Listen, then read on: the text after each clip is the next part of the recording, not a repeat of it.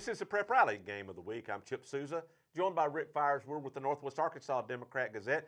Ricky, Game of the Week could be whole slate of games of the week. Like 4, 5, 6, 8, 9 different ones, but we're going to stick with 3, right? We're going to stick with 3. These are what we've deemed the 3 biggest, but I'm telling you, you're right. There's any number of them that could be ranked as a game of the week. But the big one on our agenda is Farmington at Shiloh Christian in the 5A West. Ricky, both teams come in on a roll.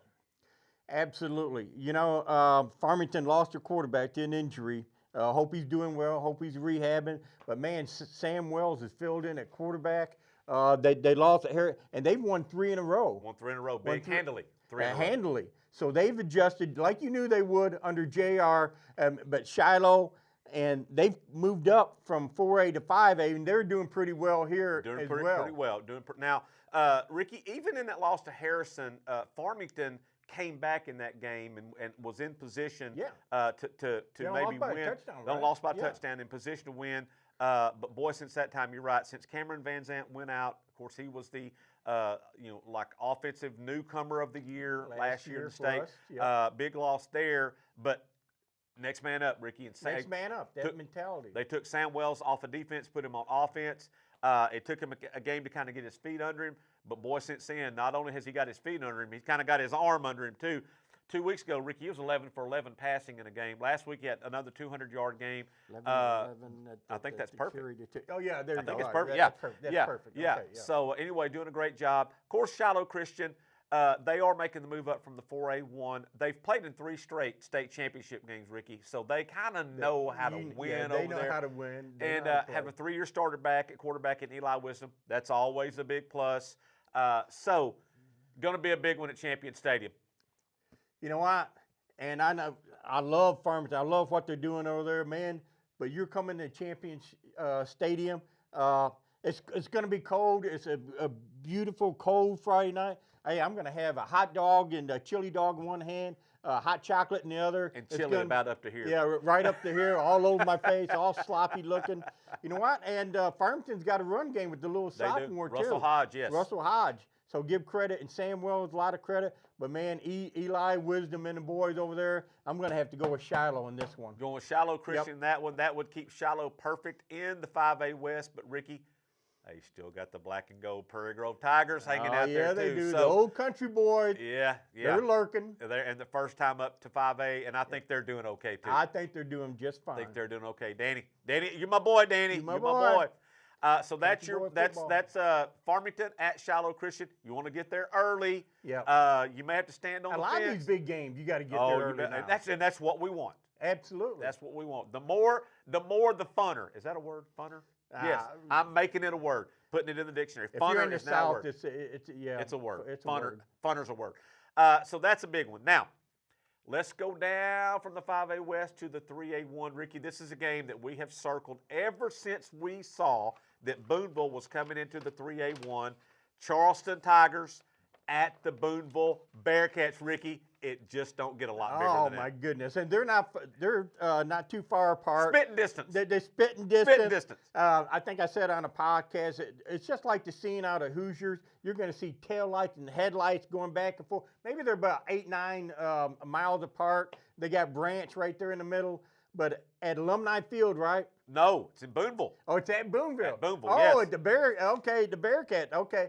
And you know, sometimes Boonville is hard to get to, but man, when you get there, they got that royal. Everybody in Boonville wearing that royal purple. Royal purple, not just purple. It's royal purple. Oh, okay. All right. Great tradition. I didn't know there were several kinds. Two of the best small school programs. I mean, just because they're smaller in classification, they are big when they get on the football field. So I'm going to love Brandon Scott on one side, the Ketters on one side, our boy Dax Golf, who just receiving an inquiry, something from Kansas State. Yeah. Big-time junior, big-time running back, linebacker. Just tremendous. That is absolutely tremendous game. It's going to be a great game. It doesn't get any better than that. These are 2 football towns. Ricky, I believe you've done stories on. I've done stories. Yes, they are They're football right towns. up there at the top. Yep. We've been to games down there, Ricky, in Booneville and Charleston, and we know that it is a big thing. And you're talking about standing room.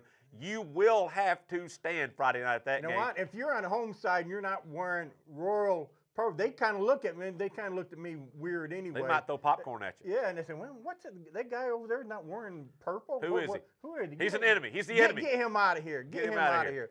But, man, just absolutely, it's going to be packed, I think, on both no sidelines right No question. there. There's no question it will be. So, Ricky, who you see in this one? Man, got to go with Booneville. Got to go with Booneville.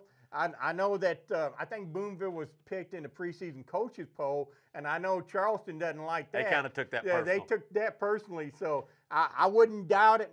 I can't, Booneville. I got Booneville. I'm not going to be wishy-washy. A little bit of an ironic twist in this game. Ricky May is the coach at Charleston. He is a graduate of Booneville. Doc Crowley is the coach of Booneville. He is a graduate of Charleston. Yeah. So that makes it even fun. Funner. Even yeah, funner. Yeah. See, there you go. See, I told you. Yeah, I'm learning. It's a new word. Yep. You're going to have to use it. So got that one going on. Now, 7A West. Yes.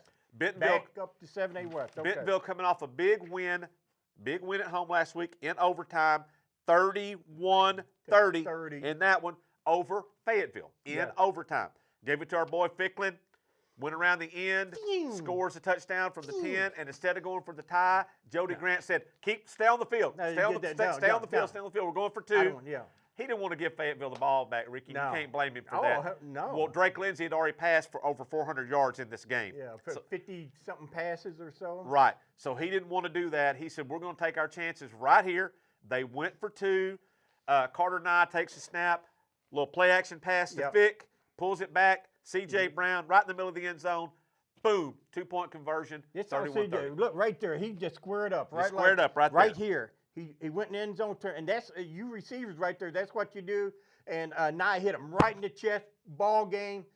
All kind of celebration over here. Fayetteville's disappointed, but you know what? Fayetteville's not a bad team. No, they're a very good team. Be 3 losses this year, Ricky, by combined 5. 3 losses. So that's 1.2 point per loss. See, you've gone into geometry. And I don't even. But Fayetteville's. But I got a clipboard for you if you want it. Oh, okay. Oh, yeah. There you go. Yeah, all right. So Rogers, Ricky, the Rogers team, they have 1 loss in the conference. Yep. That was to Bentonville West.